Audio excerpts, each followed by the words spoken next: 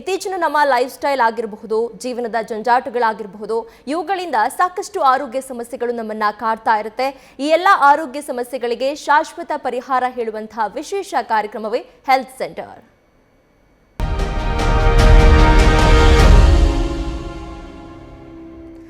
ಇತ್ತೀಚೆಗೆ ದಂಪತಿಗಳು ತುಂಬಾ ಹೆಲ್ತಿ ಆಗಿರ್ತಾರೆ, ಆಕ್ಟಿವ್ ಆಗಿರ್ತಾರೆ, ಆದರೂ ಕೂಡ ಮಕ್ಕಳಾಗೋದಿಲ್ಲ. ಇದರ ಜೊತೆಗೆ ಋತುಚಕ್ರ ಸಾಮಾನ್ಯವಾಗಿರುತ್ತೆ, ಆದರೂ ಕೂಡ ಬಂಜತನ ಕಾಡ್ತಾ ಇರುತ್ತೆ. ಹಾಗಾದ್ರೆ ಇವುಗಳಿಗೆಲ್ಲ ಪರಿಹಾರಗಳೇನು? ನಮ್ಮ ಲೈಫ್ ಸ್ಟೈಲ್ನ ಯಾವ ರೀತಿ ನಾವು ಚೇಂಜಸ್ ಮಾಡ್ಕೊಳ್ಬೇಕು?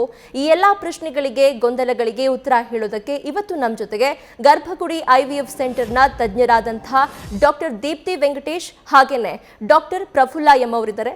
ಡಾಕ್ಟರ್, ಕಾರ್ಯಕ್ರಮಕ್ಕೆ ಸ್ವಾಗತ. ನಮಸ್ಕಾರ ಡಾಕ್ಟರ್, ಇತ್ತೀಚೆಗೆ ಮೋಸ್ಟ್ ಕಾಮನ್ ಆಗೋಗ್ಬಿಟ್ಟಿದೆ. ಯಾಕಂತ ಹೇಳಿದ್ರೆ ಕಪಲ್ಸ್ ತುಂಬ ಹೆಲ್ತಿ ಆಗಿರ್ತಾರೆ, ಜೊತೆಗೆ ಆಕ್ಟಿವ್ ಕೂಡ ಆಗಿರ್ತಾರೆ, ಆದರೂ ಕೂಡ ಮಕ್ಕಳಾಗೋದಿಲ್ಲ. ಇದು ಎಷ್ಟು ಕಾಮನ್ ಡಾಕ್ಟರ್? ಇದು ಒಳ್ಳೆ ಪ್ರಶ್ನೆ. ನಮಗೆ OPD ತುಂಬ ಫ್ರೀಕ್ವೆಂಟಾಗಿ ಬರೋ ಪ್ರಶ್ನೆ. ಸೊ ಹೆಲ್ತ್ ಅಂದ್ರೇನು, ಅದಕ್ಕೆ ತುಂಬ ಡೈಮೆನ್ಷನ್ಸ್ ಇರುತ್ತೆ. ದೈಹಿಕ ಆರೋಗ್ಯ ಅಂದರೆ ಫಿಸಿಕಲ್ ಹೆಲ್ತ್, ನೀವು ಹೇಳಿದ್ರಿ ಫಿಸಿಕಲಿ ಆ್ಯಕ್ಟಿವ್ ಇರ್ತಾರೆ ಆ್ಯಂಡ್ ಹೆಲ್ದಿಯಾಗೂ ಇರ್ತಾರೆ ಅಂತ. ಇನ್ನೂ ಒಂದಷ್ಟು ಆಸ್ಪೆಕ್ಟ್ಸ್ ಬಂದು ಮೆಂಟಲ್ ಹೆಲ್ತ್ ಅಂದರೆ ಮಾನಸಿಕ ಆರೋಗ್ಯ. ಅದೇ ರೀತಿ ರೀಪ್ರೊಡಕ್ಟಿವ್ ಹೆಲ್ತ್ ಅಂದರೆ ಸಂತಾನೋತ್ಪತ್ತಿ ಆರೋಗ್ಯ ಅನ್ನೋ ಒಂದು ಡೈಮೆನ್ಷನು. ಇವಾಗ ನೋಡೋದಕ್ಕೆ ಅವರು ಹೈಟಿಗೆ ವೆಯ್ಟ್ ಕರೆಕ್ಟಾಗಿರ್ಬೋದು, BMI ನಾರ್ಮಲ್ ಇರ್ಬೋದು, ಫಿಸಿಕಲಿ ಆ್ಯಕ್ಟಿವ್ ಇರ್ಬೋದು. ಬಟ್ ನಿಮ್ಮ ಇಂಟ್ರೊಡಕ್ಷನಲ್ಲೇ ನೀವು ಹೇಳಿದ್ರಿ ಇವಾಗ ಜೀವನ ಶೈಲಿ ತುಂಬಾ ಬದಲಾಗಿದೆ. ಅದರ ಜೊತೆ ಫಿಸಿಕಲಿ ಹೆಲ್ದಿ ಇದ್ದವರೆಲ್ಲ ಹೇಗೆ ಫಿಸಿಕಲಿ ಹೆಲ್ದಿ ನಾವು ಗುರುತಿಸ್ತೀವಿ? First height, weight, BP check, sugar ಟೆಸ್ಟಿಗೆ ಬ್ಲಡ್ ಟೆಸ್ಟ್ ಮಾಡ್ತೀವಿ. ಅದೇ ರೀತಿ ಸಂತಾನೋತ್ಪತ್ತಿ ಆರೋಗ್ಯ ಚೆನ್ನಾಗಿದೆ ಅನ್ನೋದಕ್ಕೆ ಅದರೇ ಆದ ಟೆಸ್ಟ್ ಇರುತ್ತೆ. ಸೊ ಅದನ್ನು ಯಾರು ಮಾಡಿಸ್ಕೊಳ್ದಂಗೆ ನಮ್ಮ ದೈಹಿಕ ಆರೋಗ್ಯ ಚೆನ್ನಾಗಿದೆ, ನಮ್ಮ ಮಾನಸಿಕ ಆರೋಗ್ಯ ಚೆನ್ನಾಗಿದೆ, ಸೊ ಮಕ್ಕಳು ಆಗೇ ಆಗತ್ತೆ. ನಾವು ಕೂಡ ಹೇಳ್ತೀವಿ ಋತುಚಕ್ರ ನಾರ್ಮಲ್ ಇದ್ದವ್ರಿಗೆ ಅಂದರೆ ರೆಗ್ಯುಲರ್ ಇದ್ದವ್ರಿಗೆ 1 ವರ್ಷದ ಕಾಲ ರೆಗ್ಯುಲರ್ಲಿ ಲೈಂಗಿಕ ಸಂಬಂಧ ಇಟ್ಕೊಂಡು ಫರ್ಟೈಲ್ ವಿಂಡೋಲಿ ಟ್ರೈ ಮಾಡಿ ಆಗದೇ ಇರೋರಿಗೆ ಆವಾಗ ಬನ್ನಿ ಅಂತ ಹೇಳ್ತೀವಿ. ಏನಕ್ಕೆ? ಈ ಸಂತಾನೋತ್ಪತ್ತಿ ಆರೋಗ್ಯ ಅನ್ನೋದು ನಮಗೆ ಅವ್ರನ್ನ ನೋಡಿದ್ರೆ ಗೊತ್ತಾಗೋದಿಲ್ಲ, ಕೆಲವೊಂದು ಟೆಸ್ಟ್ ಮಾಡಿದ್ರೆ ಗೊತ್ತಾಗುತ್ತೆ. ಏನು ಈ ಟೆಸ್ಟ್? ಬೇಸಿಕ್ ಟೆಸ್ಟ್ ಇರುತ್ತೆ. ಹೆಂಗಸರಿಗಾದರೆ ಒಂದು ಬೇಸಿಕ್ ಇಂಟರ್ನಲ್ ಸ್ಕ್ಯಾನ್, ಅದರಲ್ಲಿ ನಮಗೆ ಸಾಕಷ್ಟು ಮಾಹಿತಿ ಸಿಗುತ್ತೆ. ಗರ್ಭಕೋಶ ಹೆಂಗಿದೆ, ಆಮೇಲೆ ಅಂಡಾಶಯ ಹೆಂಗಿದೆ, ಅಂಡಾಶಯಲ್ಲಿ ಮೊಟ್ಟೆ ಕೌಂಟ್, ಮೊಟ್ಟೆ ಸಂಖ್ಯೆ ಹೆಂಗಿದೆ, ಆ್ಯಂಡ್ ಅವರಿಗೆ ಮಿಡ್ ಸೈಕಲ್ ಅಂದರೆ ಮಧ್ಯದಲ್ಲಿ ಋತುಚಕ್ರ ಮಧ್ಯದಲ್ಲಿ ಸ್ಕ್ಯಾನ್ ಮಾಡಿದಾಗ ಅಂಡೋತ್ಪತ್ತಿ ಆಗ್ತಾ ಇದೆಯಾ, ಲೈನಿಂಗ್ ಹೆಂಗಿದೆ, ಇದು ಬೇಕಾದಷ್ಟು ಮಾಹಿತಿ ಸಿಗುತ್ತೆ. ಸೇಮ್ ವೇ ಗಂಡಸರಿಗೂ ಕೂಡ ನೋಡೋಕ್ಕೆ ಹೆಲ್ದಿಯಾಗಿರಬಹುದು, ಬಟ್ ವೀರ್ಯದಲ್ಲಿ ಕೌಂಟ್ ಅಥವಾ ಚಲನೆ ಅಥವಾ ಆಕಾರದಲ್ಲಿ ಕೊರತೆ ಇರ್ಬೋದು. ಸೊ ಇದೆಲ್ಲ ನಮ್ಗೆ ಅವ್ರು ನೋಡಿದ್ರೆ ಅರ್ಥ ಆಗೋದಿಲ್ಲ. ಕೆಲವೊಂದು ಪಾಯಿಂಟ್ ಹಿಸ್ಟ್ರಿಯಲ್ಲೂ ಗೊತ್ತಾಗುತ್ತೆ. ಯಾಕಂದರೆ ಈಗಷ್ಟೇ ಒಂದು ದಂಪತಿ ಬಂದು ತುಂಬ ಚೆನ್ನಾಗಿ ಅಂದರೆ ನೀವು ಹೇಳ್ದಂಗೆ ಆ್ಯಕ್ಟಿವ್ ಆಗಿದ್ರು ಆ್ಯಂಡ್ ಹಸ್ಬೆಂಡ್ ದಿನಾ ಜಿಮ್ಮಿಗೆ ಹೋಗ್ತಿದ್ರು, ಬಟ್ ಅವ್ರದ್ದು ವೀರ್ಯ ಪರೀಕ್ಷೆ ಮಾಡಿದಾಗ ಕೌಂಟಲ್ಲಿ ತುಂಬ ಕೊರತೆ ಇತ್ತು. ಸೊ ನಾವು ಡೀಪಾಗಿ ಹಿಸ್ಟ್ರಿ ಹೋಗಿ ತಗೊಂಡಾಗ ಅವ್ರು ಹೇಳಿದ್ರು ನಾನು ಸಪ್ಲಿಮೆಂಟ್ಸ್ ತಗೊಳ್ತೀನಿ, ಟೆಸ್ಟೋಸ್ಟ್ರಾನ್ ಇಂಜೆಕ್ಷನ್ ತಗೊಳ್ತೀನಿ ಅಂತ. ಸೊ ಇದು ಓವರ್ ದ ಕೌಂಟರ್ ತಗೊಂಡಾಗ ಫಿಸಿಕಲಿ ನೋಡೋಕ್ಕೆ ಅವ್ರು ವರ್ಕೌಟ್ ಮಾಡೋದ್ರಿಂದ ಹೆಲ್ದಿ ಇರ್ಬೋದು, ಬಟ್ ಸ್ಪರ್ಮ್ ಹೆಲ್ತ್ ತುಂಬಾ ಎಫೆಕ್ಟ್ ಆಗಿತ್ತು. ಸೊ ಈ ಥರ ಬರೀ ನಾವು ದೈಹಿಕ ಆರೋಗ್ಯ ನೋಡಿಕೊಂಡು ಇದನ್ನು ನಾವು ನೆಗ್ಲೆಕ್ಟ್ ಮಾಡೋಂಗಿಲ್ಲ. ಇದಿದೆ. ತುಂಬ ಜನ ಹೇಳ್ತಾರೆ ನಾವು ನೋಡೋಕ್ಕೆ ಚೆನ್ನಾಗಿದ್ವಲ್ಲ, ನಮ್ಮದು ಹೆಲ್ತ್ ಚೆನ್ನಾಗಿತ್ತಲ್ಲ, ಅದಕ್ಕೆ ನಾವು ತುಂಬ ವರ್ಷ ಹೀಗೆ ಟ್ರೈ ಮಾಡಿದ್ವಿ ಅಂತ. ಖಂಡಿತ ಎರಡು different aspects, different dimensions. Physical health ಅನ್ನೋದು, ದೈಹಿಕ ಆರೋಗ್ಯ ಅನ್ನೋದು ತುಂಬಾ ಇಂಪಾರ್ಟೆಂಟ್ ಫರ್ಟಿಲಿಟಿಗೆ, ಫಲವತ್ತತೆಗೆ. ಬಟ್ ಅದು ಒಂದೇ ಆಗಲ್ಲ ಫಲವತ್ತತೆಗೆ ಮೆಷರು. ಸೊ ಅದೆಲ್ಲ ಚೆನ್ನಾಗಿದ್ದು 1 ವರ್ಷದ ಕಾಲ ಟ್ರೈ ಮಾಡಿ ಆಗ್ತಿಲ್ಲ, ಆ್ಯಂಡ್ ಮಹಿಳೆಯರ ವಯಸ್ಸು ಕಡಿಮೆ ಇದ್ದೂ ಎಲ್ಲ ಚೆನ್ನಾಗಿದ್ದು ಆಗ್ತಿಲ್ಲ ಅಂದಾಗ ಬಂದು ಒಂದು ಸತಿ ಕನ್ಸಲ್ಟ್ ಮಾಡಿದರೆ ಈ ಥರ ಏನಾದರೂ ಸಮಸ್ಯೆ ಇದ್ದರೆ ಬೇಗ ನಾವು ಅದನ್ನು ಗುರುತಿಸ್ಬಿಟ್ಟು ಅದಕ್ಕೆ ಚಿಕಿತ್ಸೆ ಹೇಳ್ಬೋದು, ಆ್ಯಂಡ್ ಅವ್ರು ಬೇಗ ಗರ್ಭಧಾರಣೆ ಮಾಡ್ಕೋಬೋದು. ಓಕೆ ಮೇಡಮ್, ನೆಕ್ಸ್ಟ್ ಕ್ವಶನ್ನು ನಿಮಗೆ. ಈಗ ಗರ್ಭ ನಿಂತಿಲ್ಲ ಅಂತ ಹೇಳಿದಾಗ ಯಾವ ಸಂದರ್ಭದಲ್ಲಿ ಅಥವಾ ಯಾವ ಹಂತದಲ್ಲಿ ವೈದ್ಯರ ಸಲಹೆಯನ್ನು ಪಡಿಬೇಕು? ಈ ಫರ್ಟಿಲಿಟಿನಲ್ಲಿ ಏಜ್ ಅನ್ನೋದು ತುಂಬ ಮುಖ್ಯವಾದದ್ದು ಮತ್ತು ಅತಿ ಅಮೂಲ್ಯವಾದ ವಿಷಯ. ಯಾಕಂದರೆ ಪ್ರೆಗ್ನೆನ್ಸಿ ಆಗಿ ಒಂದು ಹೆಲ್ತಿ ಮಗು ಪಡಿಬೇಕು, ನಾರ್ಮಲ್ ಆಗಿರೋ ಮಗು ಪಡಿಬೇಕು ಅನ್ನೋದಕ್ಕೆ ಏಜು ತುಂಬ ಮುಖ್ಯ ಪಾತ್ರ ವಹಿಸುತ್ತೆ. ಯಾವಾಗ ದಂಪತಿಗಳಲ್ಲಿ ಮಹಿಳೆಯ ವಯಸ್ಸು 35ಕ್ಕಿಂತ ಕೆಳಗಡೆ ಇದ್ದು 1 ವರ್ಷಗಳ ಕಾಲ ಸತತವಾಗಿ ಪ್ರಯತ್ನ ಮಾಡಿಯೂ ಪ್ರೆಗ್ನೆನ್ಸಿ ಆಗಿಲ್ಲ ಅಂದರೆ ಡಾಕ್ಟರ್ ಜೊತೆ ಸಮಾಲೋಚನೆ ನಡೆಸೋದು ಅಗತ್ಯ ಇರುತ್ತೆ. ಅದೇ ಯಾವಾಗ ಮಹಿಳೆಯ ವಯಸ್ಸು 35 ದಾಟಿಯೂ 6 ತಿಂಗಳ ಕಾಲ ಪ್ರೆಗ್ನೆನ್ಸಿ ಆಗಿಲ್ಲ ಅಂದರೆ ಆವಾಗ ಡಾಕ್ಟರ್ನ ಕನ್ಸಲ್ಟ್ ಮಾಡಬೇಕು. ಬಟ್ ಕೆಲವು ಸಂದರ್ಭಗಳಲ್ಲಿ ಡಿಲೇ ಮಾಡ್ದಲೇ ವೈದ್ಯರನ್ನು ಭೇಟಿಯಾಗೋದು ಅಗತ್ಯ ಇರುತ್ತೆ. ಯಾವಾಗ ಅಂದರೆ ಯಾವಾಗ ಮಹಿಳೆಯ ಪೀರಿಯಡ್ಸ್ ಇರ್ರೆಗ್ಯುಲರ್ ಇರುತ್ತೆ, ಪೇನ್ಫುಲ್ ಪೀರಿಯಡ್ಸ್ ಇರುತ್ತೆ, ಹಾಗೂ ಲೈಂಗಿಕ ಕ್ರಿಯೆ ಮಾಡಿದಾಗ ಸಮಸ್ಯೆ ಇರುತ್ತೆ, ಪುರುಷರಲ್ಲಿ erectile dysfunction, an ejaculation, premature ejaculation, ಈ ಥರ ಸಂದರ್ಭಗಳಲ್ಲಿ. ಹಾಗೂ ಮಹಿಳೆಯ ವಯಸ್ಸು ಯಾವಾಗ 38-40 ದಾಟಿದಾಗ ಅವರು ಡಿಲೇ ಮಾಡ್ದಲೇ ಅರ್ಜೆಂಟಾಗಿ ಕನ್ಸಲ್ಟೇಷನ್ ಮಾಡೋದು ಒಳ್ಳೆಯದು. ಓಕೆ, ಈಗ ಏಜ್ ಬಗ್ಗೆ ಮಾತಾಡಿದ್ರು. ಸೊ ಪುರುಷರು ಮತ್ತು ಮಹಿಳೆಯರ ಈ ಫಲವತ್ತತೆಗಳ ವಯಸ್ಸಿನ ಮೇಲೆ ಪರಿಣಾಮ ಬೀರುತ್ತಾ ಹೇಗೆ? ಡೆಫಿನೆಟ್ಲಿ. ಇವಾಗ ಆಲ್ರೆಡಿ ಡಾಕ್ಟರ್ ಪ್ರಫುಲ್ ಅವ್ರು ಹೇಳಿದ್ರು, ಏಜ್ ತುಂಬ ಅಮೂಲ್ಯ, ತುಂಬ ಮಹತ್ವ ಇರುತ್ತೆ ಏಜ್ದು ಅಂತ. ಏನೇ ಕಾರಣ ಆಗಿರಬಹುದು, ಬಟ್ ಏಜು ಅಂದರೆ ಅದು ಮುಂದೆ ಹೋಯಿತು ಅಂದರೆ ನಾವು ಅದನ್ನು ಮತ್ತೆ ರಿವರ್ಸ್ ಮಾಡೋದಕ್ಕಾಗೋದಿಲ್ಲ. ಕರೆಕ್ಟ್ ಅಲ್ವಾ? ಸೊ ಹೆಂಗಸರಿಗಂತೂ ಅವ್ರು ಹುಟ್ತಾನೆ ಜೀವಮಾನದಲ್ಲಿ ಎಷ್ಟು ಎಗ್ಸ್ ಇರುತ್ತೆ, ಅವ್ರಿಗೆ ರಿಸರ್ವ್ ಇರುತ್ತೆ, ಅದೆಲ್ಲ ಅವ್ರಿಗೆ ಹುಟ್ತಾನೆ ಬಂದಿರುತ್ತೆ. ಹೊಸದಾಗಿ ಅವ್ರ ಜೀವಮಾನದಲ್ಲಿ ನಾವು ಅವರಿಗೆ ಎಗ್ಸ್ ಕೊಡೋದಕ್ಕಾಗೋದಿಲ್ಲ. ಓಕೆ, ಸೊ ಅವರು ದೊಡ್ಡವರಾದಮೇಲೆ ಈಚ್ ತಿಂಗಳು ಮುಟ್ಟು ಬಂದಂಗೆಲ್ಲ ಒಂದು ಬ್ಯಾಚ್ ಆಫ್ ಎಗ್ಸ್ ಏನಿರುತ್ತೆ ರಿಕ್ರೂಟ್ ಆಗುತ್ತೆ. ಅದರಲ್ಲೇ ಒಂದು ದೊಡ್ಡದಾಗುತ್ತೆ, ಅಂಡೋತ್ಪತ್ತಿ ಆಗುತ್ತೆ, ಬಿಡುಗಡೆ ಆಗುತ್ತೆ. ಆ್ಯಂಡ್ ಈ ಥರ ಬಿಡುಗಡೆ ಆಗೋ ಎಗ್ಗೆ ಬರೀ 24 hours ಅಷ್ಟು ಜೀವಮಾನ ಇರುತ್ತೆ. ಸೊ ಫರ್ಟೈಲ್ ವಿಂಡೋ ಅದಕ್ಕೆ ನಾವು ಅಷ್ಟು ಇಂಪಾರ್ಟೆಂಟ್ ಅನ್ನೋದು. ಸೊ ಆ ಟೈಮ್ ಸೇರಿದಾಗ ಪ್ರೆಗ್ನೆನ್ಸಿ ಚಾನ್ಸಸ್ ಇರುತ್ತೆ. ಈ ಥರ ಟ್ರೈ ಮಾಡೋ ದಂಪತಿಗಳಲ್ಲಿ ಒಂದು 100 ಜನ ಟ್ರೈ ಮಾಡಿದರೆ 6 to 8% ನ್ಯಾಚುರಲಿ ಒಂದು ಸೈಕಲಲ್ಲಿ ಕನ್ಸೀವ್ ಆಗ್ತಾರೆ. ಸೊ ಮೋಸ್ಟ್ ಫರ್ಟೈಲ್ ಬಂದು ಹೆಂಗಸರು 20s ಆ್ಯಂಡ್ early 30s ಇರ್ತಾರೆ. ಏಜ್ ಆಗ್ತಾ ಇದ್ದಂಗೆಲ್ಲ, ಇವಾಗ ನಾನು ಹೇಳಿದೆ, ಎವ್ರಿ ಸೈಕಲ್ ಒಂದು ಹೊಸ ಬ್ಯಾಚ್ ಎಗ್ ಬರುತ್ತೆ, ಎಗ್ಸ್ ರಿಕ್ರೂಟ್ ಆಗುತ್ತೆ, ಒಂದು ದೊಡ್ಡದಾಗುತ್ತೆ. ಸೊ ಏಜ್ ಆಗ್ತಾ ಇದ್ದಂಗೆಲ್ಲ ಏನಾಗುತ್ತೆ, ಮೊಟ್ಟೆ ಸಂಖ್ಯೆ ಕಡಿಮೆ ಆಗ್ತಾ ಹೋಗುತ್ತೆ. ಮೊಟ್ಟೆ ಸಂಖ್ಯೆ ಜೊತೆ ಮೊಟ್ಟೆ ಕ್ವಾಲಿಟಿ ಕೂಡ ತುಂಬಾ ಕಡಿಮೆ ಆಗ್ತಾ ಹೋಗುತ್ತೆ. ಸೊ 32, 35 ಆಗ್ತಾ ಇದ್ದಂಗೆಲ್ಲ ಎಗ್ ರಿಸರ್ವ್ ಅನ್ನೋದು ತುಂಬಾ ಕಡಿಮೆ ಆಗುತ್ತೆ. ಅದ್ರ ಜೊತೆ ಕ್ವಾಲಿಟಿನೂ ಕಡಿಮೆ ಆಗುತ್ತೆ. ನಾವು ಇದನ್ನು ಅವ್ರಿಗೆ ವಾಪಸ್ ತಂದುಕೊಡೋಕ್ಕಾಗೋದಿಲ್ಲ. ಗಂಡಸರಿಗಾದರೆ ಎವ್ರಿ 3 months ಹೊಸದಾಗಿ ವೀರ್ಯಾಣು ಉತ್ಪನ್ನ ಆಗ್ತಾ ಇರುತ್ತೆ. ಸೊ ಅಬೌವ್ 40, ಅಬೌವ್ 50 ಕೂಡ ಅವ್ರಿಗೆ ಸ್ಪರ್ಮ್ ಪ್ರೊಡಕ್ಷನ್ ಆಗ್ತಾ ಇರುತ್ತೆ. ಸೊ ಇದ್ರ ಮಾತ್ರಕ್ಕೆ ಗಂಡಸರಿಗೆ ವಯಸ್ಸು ಇಂಪಾರ್ಟೆನ್ಸ್ ಇಲ್ಲ ಅಂತ ಮಾತ್ರ ಅಲ್ಲ. ಯಾಕಂದರೆ ಏಜ್ ಆಗ್ತಾ ಆಗ್ತಾ ಹೆಂಗಸರಿಗಾಗಲಿ ಗಂಡಸರಿಗಾಗಲಿ ಪ್ರೆಗ್ನೆನ್ಸಿ ಆಗೋದೇ ಕಷ್ಟ ಆಗುತ್ತೆ. ಪ್ರೆಗ್ನೆನ್ಸಿ ನಿಂತರೂ ಕೂಡ ಮಿಸ್ಕ್ಯಾರೇಜ್ ಅಂದರೆ ಮಿಸ್ಕ್ಯಾರೇಜಸ್ ಆಗೋದು ಜಾಸ್ತಿ ಆಗುತ್ತೆ, ಅಬಾರ್ಷನ್ಸ್ ಜಾಸ್ತಿ ಆಗುತ್ತೆ. ಆ್ಯಂಡ್ ಹುಟ್ಟೋ ಮಕ್ಕಳಿಗೆ ಬೇರೆ ಕ್ರೋಮೋಸೋಮಲ್ ಅಬ್ನಾರ್ಮ್ಯಾಲಿಟೀಸ್, ಡಿಸೇಬಿಲಿಟೀಸ್ ಇರೋ ಚಾನ್ಸಸ್ಸು ಜಾಸ್ತಿ ಆಗುತ್ತೆ. ಹಾಗೆ ಗಂಡಸರಿಗೆ 40 ವಯಸ್ಸು ದಾಟ್ತಿದ್ದಂಗೆ ಸ್ಪರ್ಮ್ ಕ್ವಾಲಿಟಿ ಕೂಡ ಕಡಿಮೆ ಆಗ್ತಾ ಹೋಗುತ್ತೆ. ಆ್ಯಂಡ್ ಇದ್ರ ಜೊತೆ ಲೈಫ್ ಸ್ಟೈಲ್ ಡಿಸಾರ್ಡರ್ಸ್ ಏನಾದರೂ ಸೇರ್ಕೊಳ್ತಂದರೆ, ಅಂದರೆ ಶುಗರ್, ಡಯಾಬಿಟೀಸ್ ಆಗಲಿ, BP, ಆವಾಗ ಫರ್ದರ್ ಕ್ವಾಲಿಟಿ ರೆಡ್ಯೂಸ್ ಆಗ್ತಾ ಹೋಗುತ್ತೆ. ಸೊ ಕೌಂಟ್ ಚೆನ್ನಾಗಿದ್ರು, ಗರ್ಭಧಾರಣೆ ಆಗ್ತಾಯಿದ್ರು, ಮಿಸ್ಕ್ಯಾರೇಜಸ್ ಆಗೋ ಚಾನ್ಸಸ್ ಇಂಥವ್ರಲ್ಲಿ ನಾವು ಅಡ್ವಾನ್ಸ್ ಟೆಸ್ಟಿಂಗ್ ಕೂಡ ಹೇಳ್ತೀವಿ. ಸೊ ಎಲ್ಲದರಲ್ಲೂ ಮೋಸ್ಟ್ ಇಂಪಾರ್ಟೆಂಟ್ ಏನು ಅಂದರೆ ಏಜು. ಯಾವುದೋ ಒಂದು ಕಾರಣಕ್ಕೆ ಹೆಂಗಸರಾಗಲಿ ಗಂಡಸರಾಗಲಿ ಪ್ರೆಗ್ನೆನ್ಸಿ ಪುಷ್ ಮಾಡಬೇಕು ಅಂದ್ಕೊಳ್ತಾರೆ, ಅವ್ರಿಗೂ ಇವಾಗ ಆ ಸೌಕರ್ಯ ಇದೆ. ಸೊ ಏನಂದರೆ ಕರಿಯರ್ಗಾಗಲಿ ಇನ್ನೇನಕ್ಕಾದರೂ ಫ್ಯಾಮ್ಲಿಯಿಂದ ಅಥವಾ ಮದುವೆನೇ ಆಗಿಲ್ಲ, they want to push their pregnancy ಅಂದಾಗ ಲೇಟ್ 20s ಅಥವಾ early 30s ಅಟ್ಲೀಸ್ಟ್ ಕಾಲ್ ತಗೊಂಡು ಒಂದು ಸ್ಕ್ಯಾನ್ ಮಾಡಿಸ್ಕೊಂಡು ನೋಡಿ ರಿಸರ್ವ್ ಚೆನ್ನಾಗಿದ್ದರೆ ಅವ್ರು ಎಗ್ ಫ್ರೀಸಿಂಗ್ ಅಥವಾ ಗಂಡಸರಿಗಾದರೆ ಸ್ಪರ್ಮ್ ಫ್ರೀಸಿಂಗ್ ಈ ಆಪ್ಷನ್ಸ್ ಕೂಡ ಬರುತ್ತೆ. ಸೊ ಲೇಟರ್ ಅವ್ರು ನ್ಯಾಚುರಲಿ ಟ್ರೈ ಮಾಡ್ಬೋದು. ಆಗಿಲ್ಲ ಅಂದಾಗ ಇದೊಂದು ಬ್ಯಾಕಪ್ ಇರುತ್ತೆ. They can use this and ಅವ್ರದ್ದೇ ಎಗ್ಸ್ ಅವ್ರದ್ದೇ ಸ್ಪರ್ಮಲ್ಲಿ ಭ್ರೂಣ ತಯಾರು ಮಾಡಿಕೊಂಡು ಮಕ್ಕಳನ್ನ ಪಡ್ಕೋಬೋದು. ಓಕೆ, ಈಗ ಗರ್ಭಗುಡಿ IVF ಸೆಂಟರ್ಗೆ ಬಂದು ಟ್ರೀಟ್ಮೆಂಟನ್ನು ಪಡೆದುಕೊಂಡಂತಹ, ಅದರಲ್ಲೂ ಕೂಡ ಡಾಕ್ಟರ್ ದೀಪ್ತಿ ವೆಂಕಟೇಶ್ ಅವರ ಹತ್ರ ಟ್ರೀಟ್ಮೆಂಟ್ ತಗೊಂಡು ಸಕ್ಸಸ್ಫುಲ್ ಆಗಿರುವಂತಹ ಸುನೀತಾ ಅವರು ದೂರವಾಣಿ ಸಂಪರ್ಕದಲ್ಲಿದ್ದಾರೆ. ಸುನೀತಾ ಅವರೇ ಹೇಳಿ, ಎಷ್ಟು ವರ್ಷದಿಂದ ನೀವು IVF ಸೆಂಟರ್ನಲ್ಲಿ ಟ್ರೀಟ್ಮೆಂಟನ್ನು ತಗೊಳ್ತಾ ಇದ್ದೀರಾ, ಯಾವ ಟ್ರೀಟ್ಮೆಂಟನ್ನು ತಗೊಂಡಿದ್ದೀರಾ, ಹಾಗೆಯೇ ಮಗುವನ್ನು ಪಡೆಯುವಂಥವರಿಗೆ ನಿಮ್ಮ ಸಲಹೆಗಳೇನು, IVF ಸೆಂಟರ್ಗೆ ಬಂದ ಮೇಲೆ ನಿಮ್ಮಲ್ಲಿ ಯಾವೆಲ್ಲ ಇಂಪ್ರೂವ್ಮೆಂಟ್ಸ್ ಆಯಿತು? ನಮಸ್ಕಾರ ಮೇಡಮ್, ನನ್ನ ಹೆಸರು ಸುನೀತಾ ಅಂತ. ನನಗೆ ಮದುವೆ ಆಗಿ 8 years ಆಗಿತ್ತು. IVF ಗರ್ಭಗುಡಿಗೆ ಬಂದು ಒಂದು 6 months ಆಗಿಟ್ಟಿದಂಗೆ ನನಗೆ ಪ್ರೆಗ್ನೆನ್ಸಿ ಪಾಸಿಟಿವ್ ಬಂತು. ಇವಾಗ ಪ್ರೆಸೆಂಟ್ ನಾನು 4th month ಅಲ್ಲಿ ಇದ್ದೀನಿ. ಡಾಕ್ಟರ್ಸ್ ಇಂದನೂ ಆಗಲಿ ಹಾಸ್ಪಿಟಲ್ ನನಗೆ ತುಂಬಾ ಚೆನ್ನಾಗಿ ರೆಸ್ಪಾನ್ಸ್ ಬರ್ತಿತ್ತು ಮೇಡಮ್. ಇವನ್ ಮೇಡಮ್ ತುಂಬಾ ಫ್ರೆಂಡ್ಲಿ ಆಗಿದ್ರು, ತುಂಬಾ ಕೋಆಪರೇಟಿವ್ ಆಗಿದ್ದಾರೆ. ಯಾರ್ಯಾರು ನಂತರ ಕಷ್ಟಪಡ್ತಾ ಇದ್ದಾರೋ ಖಂಡಿತ ಗರ್ಭಗುಡಿಗೆ ಬಂದ್ರೆ ಪಾಸಿಟಿವ್ ರಿಸಲ್ಟ್ ಬಂದೇ ಬರುತ್ತೆ ಮೇಡಮ್. ಓಕೆ, ದೀಪ್ತಿ ವೆಂಕಟೇಶ್ ಅವ್ರು ನಮ್ಮ ಜೊತೆಗಿದ್ದಾರೆ, ಮಾತಾಡಿ ಸುನೀತಾ ಅವರೇ. ಮೇಡಮ್ ಹೇಗಿದ್ದೀರಾ ಮೇಡಮ್? ಚೆನ್ನಾಗಿದ್ದೀನಿ ಸುನೀತಾ, ನೀವು ಹೆಂಗಿದ್ದೀರಾ? ಚೆನ್ನಾಗಿದ್ದೀನಿ ಮೇಡಮ್. ಓಕೆ, ಪ್ರೆಗ್ನೆನ್ಸಿ ಎಲ್ಲ ಚೆನ್ನಾಗಿ ಮುಂದೆ ಹೋಗ್ತಾ ಇದೆ ಅಲ್ವಾ? ಚೆನ್ನಾಗಿದೆ ಮೇಡಮ್, ಎಲ್ಲ ಚೆನ್ನಾಗಿದೆ.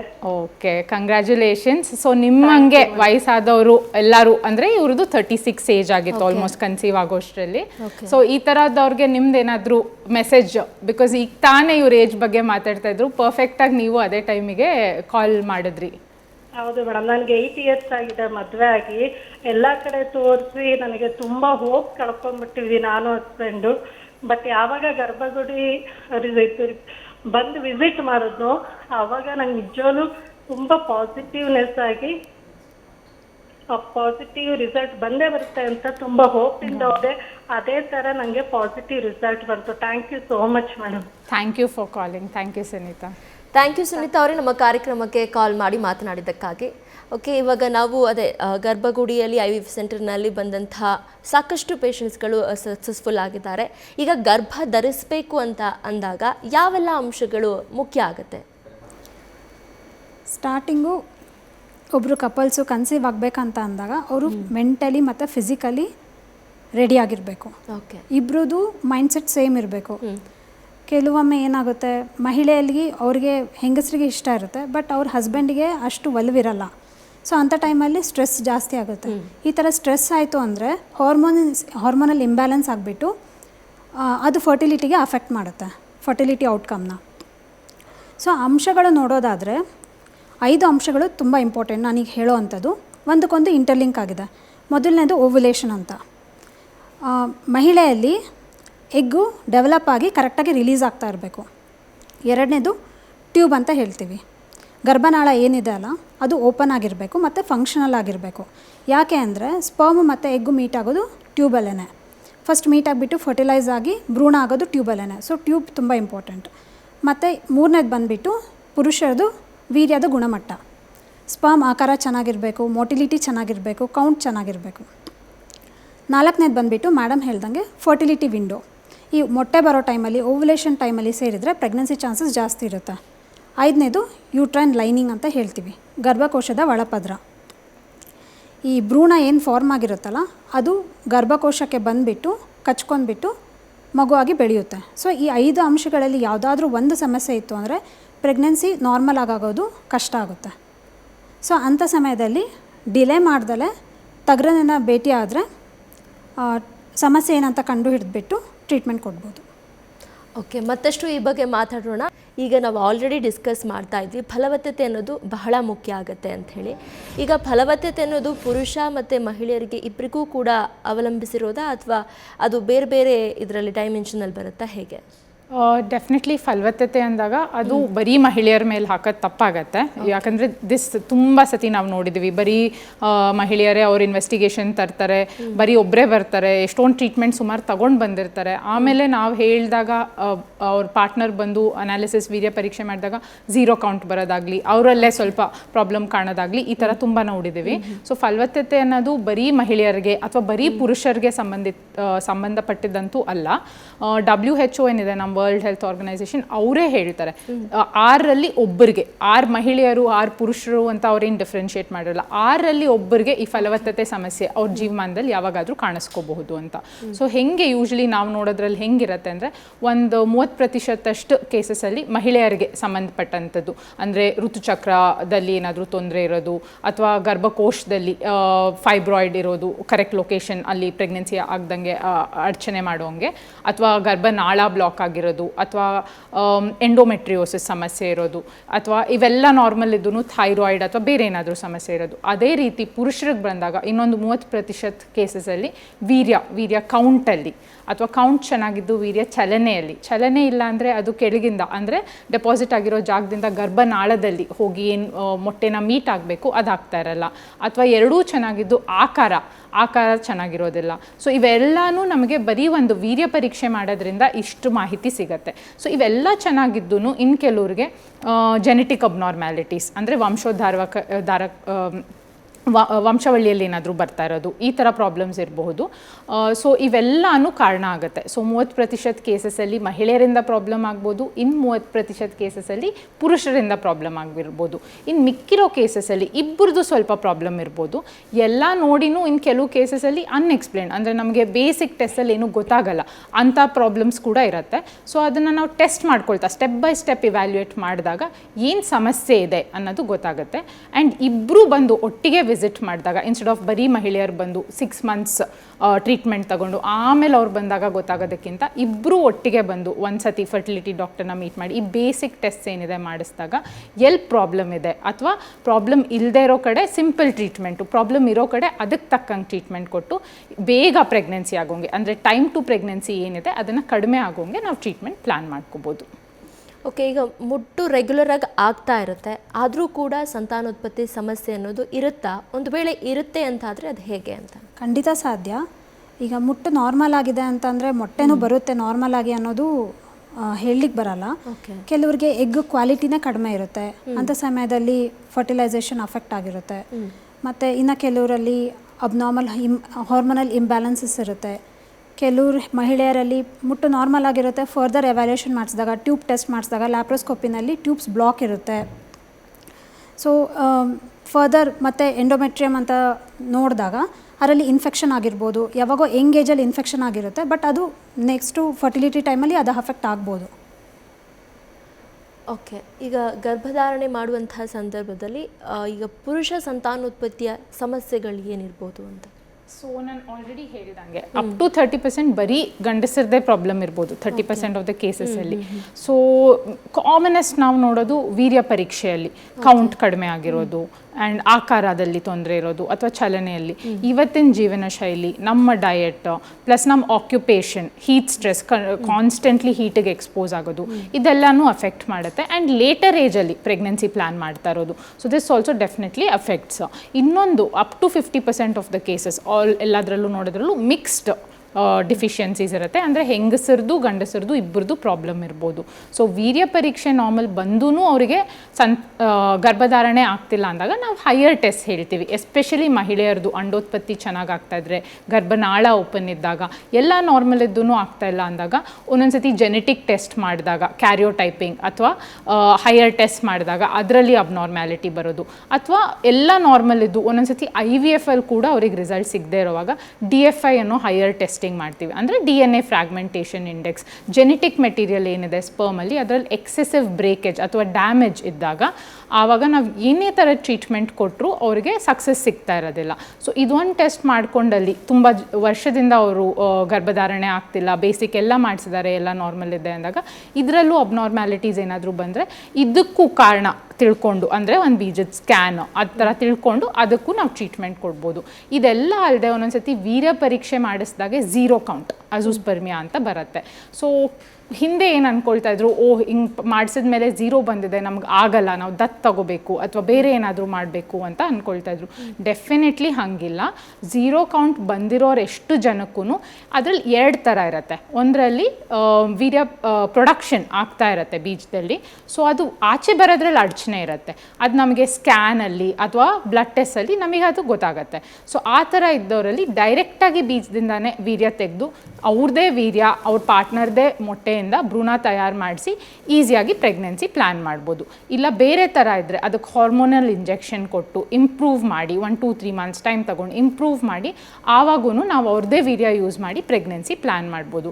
ಸೊ ತುಂಬ ಸತಿ ಇದೊಂದು ಮಾಡಿಸ್ಬಿಟ್ಟು ನಮಗೆ ಆಗಲ್ಲ ಅಂತ ಮನೇಲಿ ಕೂತ್ಬಿಡ್ತಾರೆ. ಖಂಡಿತ ಹಂಗಿರೋದಿಲ್ಲ. ಏನೇ ಸಮಸ್ಯೆ ಆದರೂ, ಸಮಸ್ಯೆ ಅನ್ನೋದಿದೆ ಅಂದರೆ ಅದಕ್ಕೆ ಒಂದು ಸೊಲ್ಯೂಷನ್ ಕೂಡ ಇರುತ್ತೆ. ಸೊ ಅದನ್ನು ಜಸ್ಟ್ ಇಟ್ಕೊಂಡು ಕೂತ್ಕೊಳ್ದಂಗೆ ಮುಂದೆ ಹೋಗಿ ಅದಕ್ಕೆ ಸೊಲ್ಯೂಷನ್ ಕಂಡುಹಿಡ್ಕೊಳ್ಳೋದು ತುಂಬ ಇಂಪಾರ್ಟೆಂಟ್ ಆಗುತ್ತೆ.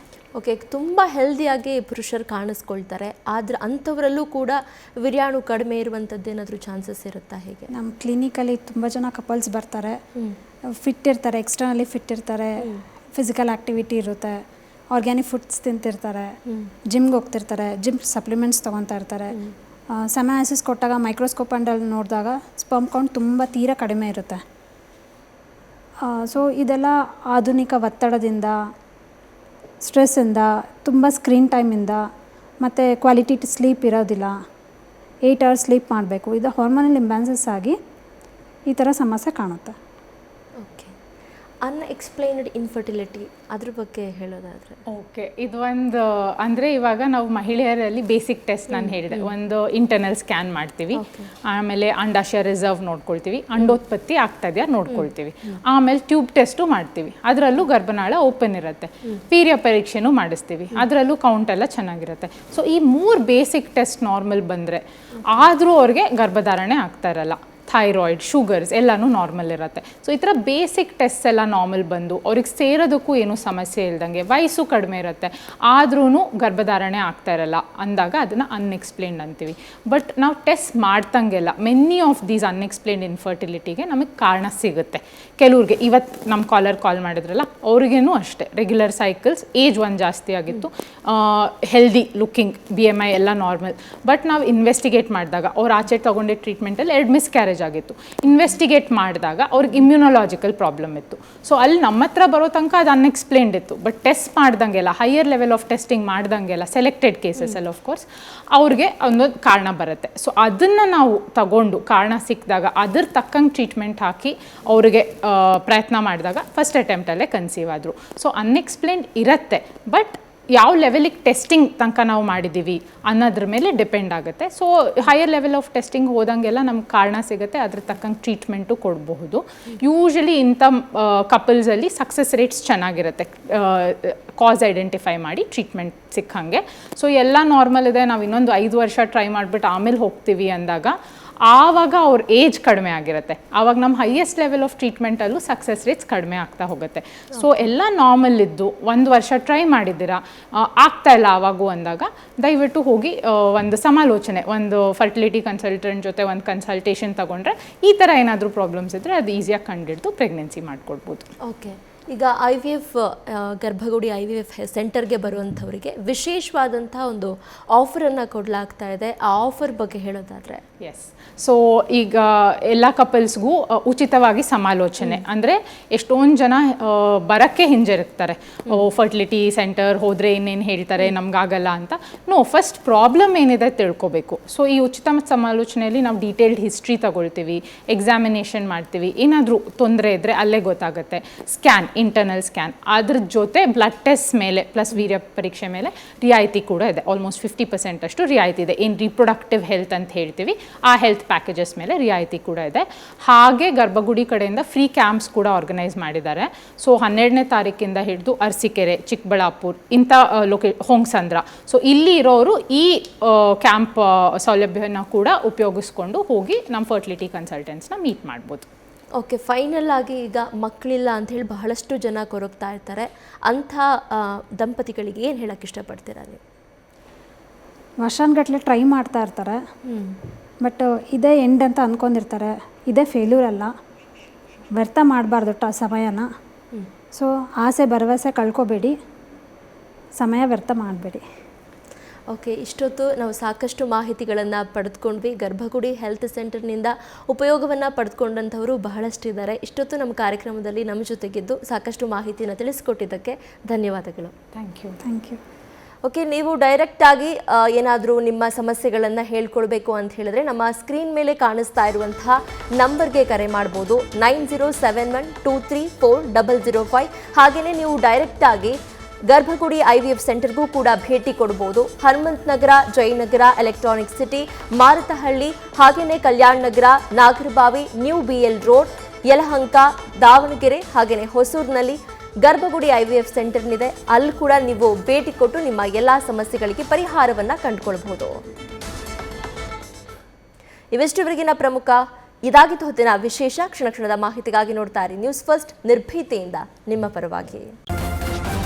ನ್ಯೂಸ್ ಫಸ್ಟ್, ನಿರ್ಭೀತಿಯಿಂದ ನಿಮ್ಮ ಪರವಾಗಿ.